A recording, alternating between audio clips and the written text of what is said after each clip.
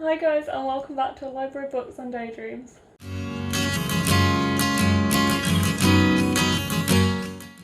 So today I'm going to be sharing with you my September wrap up and my October TBR, so we're 5 days into October as I'm filming this video.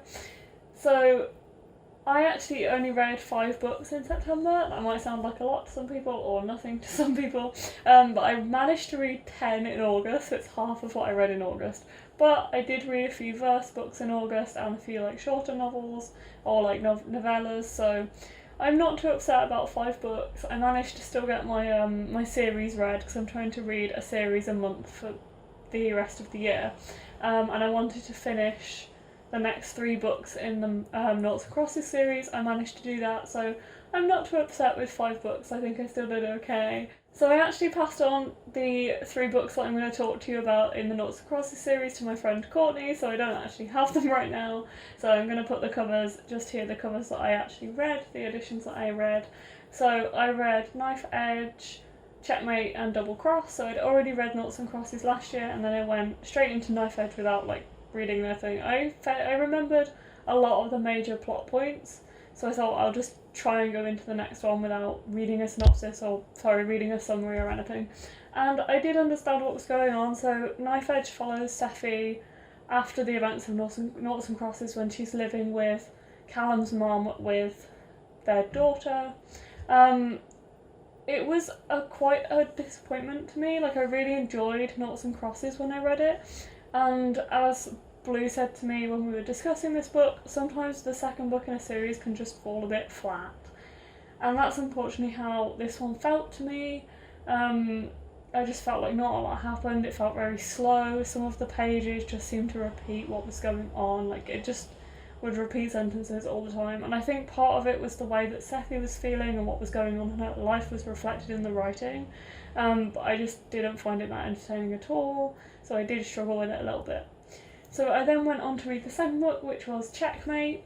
I enjoyed this one so much more. This follows Seffi's daughter, and so this is like 10 years after Knife Edge, and this was just brilliant. It just gave such a fresh perspective. So like Callie Rose going off on her own, and I think she's about 14. It kind of follows events when she's about 10 or 11 to about 14 or 15. I think she's 14 in Checkmate, I'm not quite sure.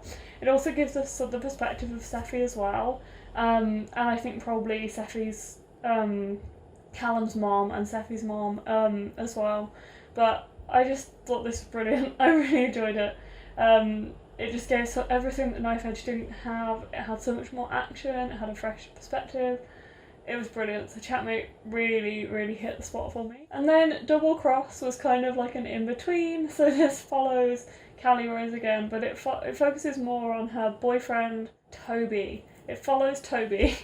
So it's Toby and Callie Rose, and it's set after the events of Checkmate, so it's a bit later on. I think it's about a year later. I don't think it's much later after the events of Checkmate, but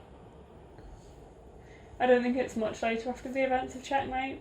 But I found this one really interesting. It just didn't grasp my attention as much as Checkmate, and it's such a different story to the rest of them. Like, it's his story more than anybody else's, that it just kind of felt like an add-on. It just didn't really feel like it meant much to the series or added much to the series, and it kind of disappointed me because of that. So that was a little bit of a letdown. Because of this, I don't think I'm going to read Crossfire, because Crossfire is the only one that I don't own, so I would have to buy it if I wanted to read it. And I'm not too bothered about it. It's set 34 years after the events of, I think, Double Cross, or the events of Noughts and Crosses. Yeah, I think it's set 34 years after, like, Callum dies. So yeah, I just don't think I'm going to read it. I think it's just set so far after that it's just going to be a bit annoying for me, and like Double Cross, it'll just feel like it doesn't really add much to the story. So I'm probably not going to read that one. But I did enjoy this series, and I'm really glad I read it. It had its ups and downs, but I was quite emotionally invested, and I did really enjoy reading it. It just wasn't as good as I thought it was going to be, unfortunately. It did disappoint me in parts. So I then went on to read Wayward Son. I have this beautiful Waterstones edition here. I've bought this when it came out last year. I think it came out last October. I had absolutely no plans to read this in September, but then Alex messaged me saying would I like to buddy read it with her, and I was like, yes please, I would love to pick this up. So I did, and I actually really enjoyed it. I didn't know how it would be going back into the world of mages and the Carry On world, because I read Carry On the year it came out, which I believe was 2016. I read it pretty much as soon as it came out, and I do remember what happened. Like, I remember the big things and the big scenes, but I didn't know if I'd remember that much from it, so I read a summary online and then I went straight into this one. But it's set in such a different kind of time, so the boys go to the States, which was really fun. It was just so fun. It was so entertaining and fun and quick to read, and me and Alex both loved it. And I read it over, because we were reading it over a week, and I ended up getting quite busy in the middle of the week, and I caught up at the end and I read like 300 pages in like a couple of days. Really enjoyed it. It wasn't without its problems. There were some weird things about the way they viewed America as English people, and there was a problematic comment for me to do with animals, and me as a vegan found it a bit odd and kind of put me off a bit, but overall I think I gave it 4 stars. I did really enjoy it. It was so fun and I was really happy to be back in this world. And the 5th and final book I read in September was The Deathless Girls by Kieran Millward Hargrave. I'm so glad I read this book.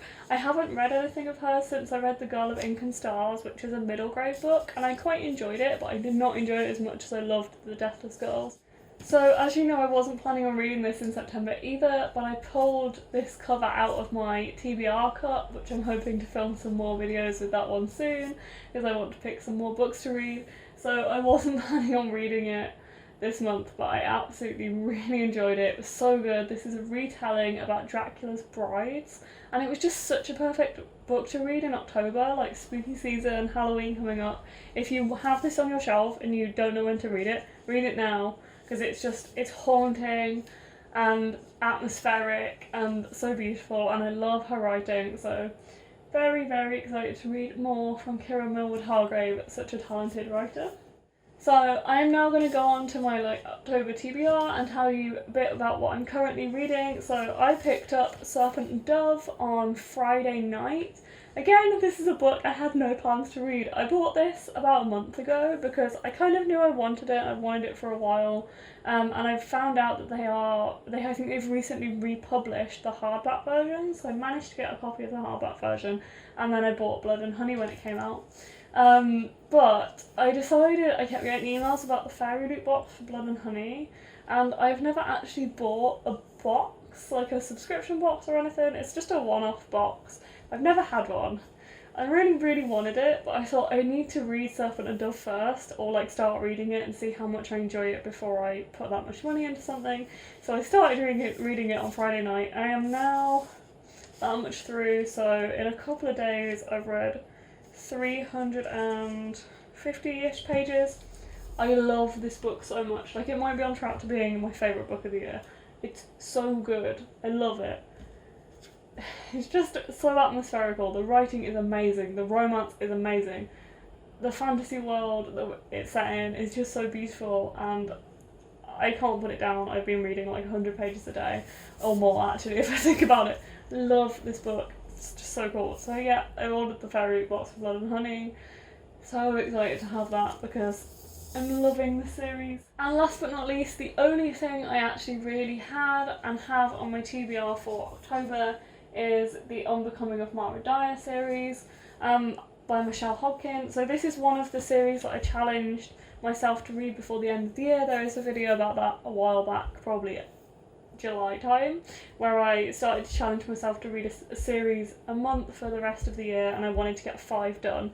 So this will be the 3rd series in that. So I've read the rest of the Noughts and Crosses books, and I read the Grease trilogy, and I've got this and Divergent and Hush Hush to read by the end of the year. So this is my series for October because I thought it would fit spooky season. I've never read this. I picked it up in a charity shop years ago, so I am excited to get to this one next. So after I finish Serpent and Dove in the next few days, I'm going to be picking up the first book in the Unbecoming of Mara Dyer series. I'm quite excited to see how I find this one. And then for the rest of October I will be picking things out of my TBR jar, so that is quite exciting. And we will see what I get from the jar. So this has been my September wrap up and my October TBR. I hope you enjoyed it. Let me know if you read any amazing books in September and what you want to read in October. And if you have read any of the books I mentioned today, then let me know, drop a comment down below. Like this video if you enjoyed it, and subscribe if you want to see more videos like this with my face and Alex and Blue's faces. And maybe all three of us at some point. Who knows? So thank you for watching, guys, and I will see you next week with another video. Bye!